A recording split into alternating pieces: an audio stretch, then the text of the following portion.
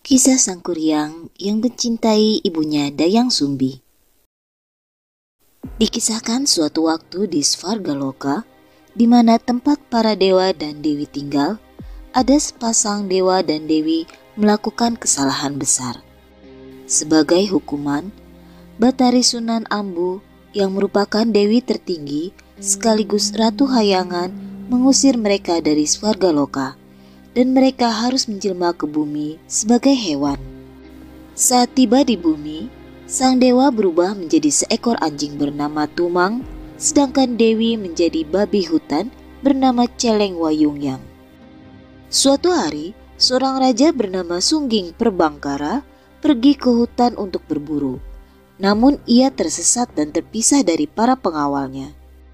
Tiba-tiba raja ingin buang air kecil, dan air seninya secara tidak sengaja terkumpul di sebuah batok kelapa. Tak lama berselang, Celeng Wayungyang yang kebetulan lewat meminum air seni raja untuk menghilangkan rasa hausnya. Ternyata air seni yang ia minum mengandung sedikit sperma dari sang raja dan membuat Celeng Wayungyang hamil. Karena aslinya merupakan dewi, Wayungyang langsung hamil dan melahirkan anak manusia hanya beberapa waktu kemudian. Sang raja yang masih di hutan mendengar bayi itu menangis dan menemukannya terbaring di antara semak-semak. Karena merasa iba, bayi itu pun dibawa oleh raja ke istana, tanpa ia sadari kalau bayi itu adalah anaknya sendiri. Bayi perempuan itu diberi nama Dayang Sumbi. Ia tumbuh menjadi seorang gadis yang cantik dan baik.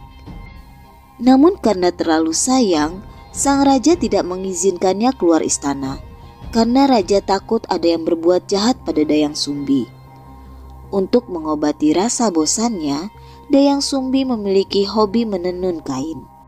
Ia biasanya menenun di bagian istana dengan pavilion yang tinggi di luar istana. Suatu ketika, saat sedang menenun, tak sengaja gulungan benang miliknya jatuh keluar. Karena ia dilarang untuk meninggalkan istana, ia bingung bagaimana cara untuk mengambil benang itu. Merasa tak bisa untuk mengambil benangnya, Dayang Sumbi pun bersumpah dalam hati, "Siapapun yang menemukan gulungan benang milikku, akan aku beri imbalan. Jika dia perempuan, aku akan memperlakukannya sebagai saudaraku sendiri. Tapi jika ia laki-laki, aku bersedia menikah dengannya." Tak lama, seekor anjing tiba-tiba datang membawa gulungan benang milik Dayang Sumbi. Anjing itu ternyata si Tumang, dewa yang dihukum berubah menjadi anjing. Karena sudah terlanjur bersumpah, Dayang Sumbi merasa wajib memenuhi janjinya dan tetap menikahinya meskipun Tumang adalah seekor anjing. Hal itu pun membuat sang raja marah dan sangat malu. Ia lalu memerintahkan pengawalnya mengasingkan Dayang Sumbi ke hutan. Tapi raja juga memerintahkan membangun sebuah pondok sederhana di hutan untuk mereka tinggal. Setelah menikah, Dayang Sumbi baru mengetahui bahwa si Tumang bukan anjing biasa. Setiap bulan purnama, ia dapat berubah kembali ke bentuk aslinya sebagai dewa yang rupawan. Dayang Sumbi hidup dalam kebingungan untuk beberapa saat, berpikir bahwa itu adalah mimpi aneh yang terjadi sebulan sekali. Setelah sekian lama mereka bersama, Dayang Sumbi pun hamil dan melahirkan seorang anak laki-laki. Anak itu diberi nama Sang Kuryang. Walaupun hanya tinggal di hutan, Sang Kuryang tumbuh menjadi anak yang kuat dan sehat. Suatu ketika, ia diminta ibunya untuk berburu di hutan dan mencari hati rusa untuk dimasak. Ia pun lalu pergi berburu ditemani anjingnya Tumang. Anehnya, saat itu tidak ada hewan buruan maupun rusa di hutan. Hingga Sang Kuryang tiba-tiba melihat babi hutan lewat di hadapannya. Dia mengejar dan mencoba menembaknya dengan panah. Tetapi ia dihentikan oleh Tumang yang mengetahui bahwa babi hutan itu sebenarnya adalah Celeng Wayungyang yang merupakan neneknya. Merasa kesal karena tidak berhasil mendapatkan buruannya, ia menakut-nakuti Tumang dengan berpura-pura akan memanahnya. Namun naasnya, anak panahnya terlepas sehingga mengenai Tumang hingga mati. Merasa bingung dan takut karena pulang dengan tangan hampa, Sang Kuryang pun akhirnya memotong Tumang dan mengambil hatinya untuk dibawa pulang. Setelah mati, jiwa Tumang akhirnya kembali ke Svargaloka sebagai dewa. Sang Kuryang pun pulang ke rumah ibunya dengan membawa hati Tumang yang ia akui sebagai hati rusa. Setelah selesai memasak, Dayang Sumbi meminta Sang Kuryang memanggil Tumang untuk ikut makan. Karena bingung mau berkata apa, Sang Kuryang akhirnya mengaku kalau hati yang baru saja mereka makan sebenarnya adalah hati Tumang. Mendengar hal itu, Dayang Sumbi marah besar. "Dasar anak kurang ajar, tidak tahu balas budi. Tumang telah menjagamu sejak kecil. Beraninya kau membunuhnya dan makan hatinya." Ia memukul kepala anaknya dengan centong kayu hingga terluka dan meninggalkan bekas. Karena berpikir sang ibu membencinya karena membunuh Tumang, Sang Kuryang pun pergi dari rumah dan mencari jalan untuk hidup sendiri di luar hutan. Dayang Sumbi yang kemudian menyesal lalu berusaha mencari Sang Kuryang ke sana kemari, namun anaknya sudah pergi entah kemana. Dayang Sumbi pun kehilangan 2 orang yang dicintainya dalam waktu hampir bersamaan. Dalam kesedihannya, ia berdoa kepada para dewa untuk menyatukannya kembali dengan putranya suatu hari nanti. Sang dewa yang iba kemudian mengkaruniakan Dayang Sumbi dengan wajah yang cantik dan awet muda. Di tempat lain, setelah memutuskan untuk pergi dari rumah, Sang Kuryang mengalami hilang ingatan akibat pukulan ibunya tadi. Ia lalu bertemu dan diasuh oleh seorang petapa yang sakti dan ahli bela diri.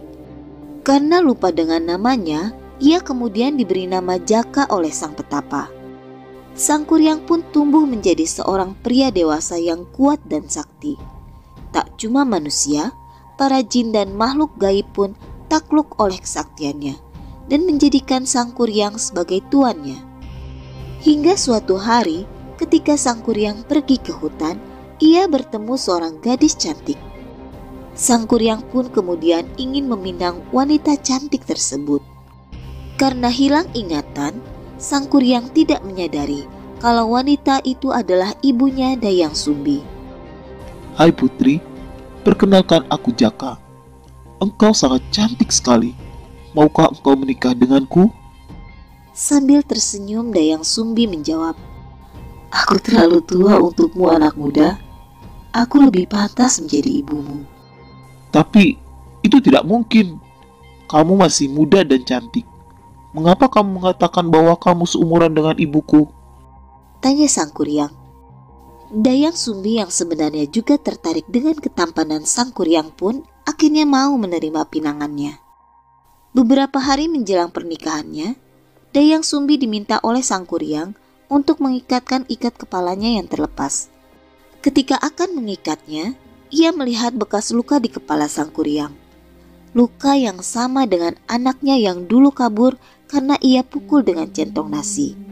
Saat itu ia sadar kalau Jaka sebenarnya adalah Sang Kuryang anaknya. Dayang Sumbi pun mengatakan pada Sang Kuryang kalau dia adalah ibu kandungnya. "Jaka, kamu adalah Sang Kuryang anakku. Luka di kepalamu adalah buktinya saat dulu aku marah dan mukulmu. Maafkan aku. Aku adalah ibumu. Tak mungkin kita menikah." Tetapi Sang Kuryang tidak percaya. "Bohong, jangan mengada-ngada. Kau seumuran denganku. Tak mungkin kamu ibuku." Sang Kuryang tetap bersikeras akan menikahi Dayang Sumbi. Untuk menggagalkan pernikahannya, Dayang Sumbi memberikan syarat yang sangat mustahil. Ia meminta Sang Kuryang untuk membuat sebuah danau besar dan sebuah perahu untuk mereka berlayar dalam waktu 1 malam. Namun Dayang Sumbi tidak mengetahui kalau anaknya sekarang seorang yang sakti. Sang Kuryang pun menerima tantangan tersebut. Ia meminta semua jin dan makhluk gaib untuk membantunya. Mereka membuat danau dengan cara membendung sungai di situ, lalu berlanjut membuat perahu. Dayang Sumbi yang melihat pekerjaan Sang Kuryang akan selesai panik. Ia pun mencari cara untuk menggagalkannya. Dayang Sumbi mengambil salah satu tenunnya berupa kain putih besar dan membakarnya. Kemudian dia meminta gadis desa untuk menumbuk padi agar suasananya seperti pagi hari. Karena suasana yang gelap menjadi terang akibat kain yang dibakar tadi, dan suara tumbukan alum buat para ayam jantan mengira hari sudah pagi, para ayam jantan pun mulai berkokok kencang.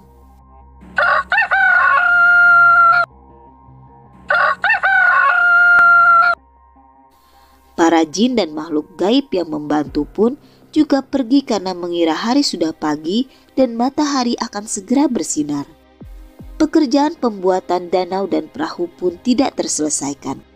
Sang Kuryang pun sangat kesal karena tidak berhasil memenuhi syarat yang diajukan dan gagal menikahi Dayang Sumbi.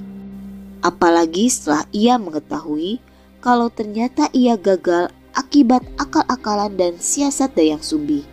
Saking kesalnya, Sang Kuryang lalu menendang perahu yang telah dibuatnya sekuat tenaga. Perahu itu terbang jauh ke udara dan mendarat terbalik di satu tempat.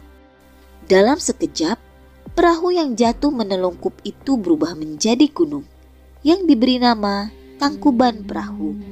Setelah itu, Sang Kuryang masih penasaran dan mengejar Dayang Sumbi hingga ke arah gunung. Akan tetapi, sang dewa segera mengubah Dayang Sumbi menjadi setangkai bunga agar lolos dari kejaran Sang Kuryang. Sedangkan Sang Kuryang yang tidak berhasil menemukan Dayang Sumbi akhirnya menghilang tersesat ke alam gaib.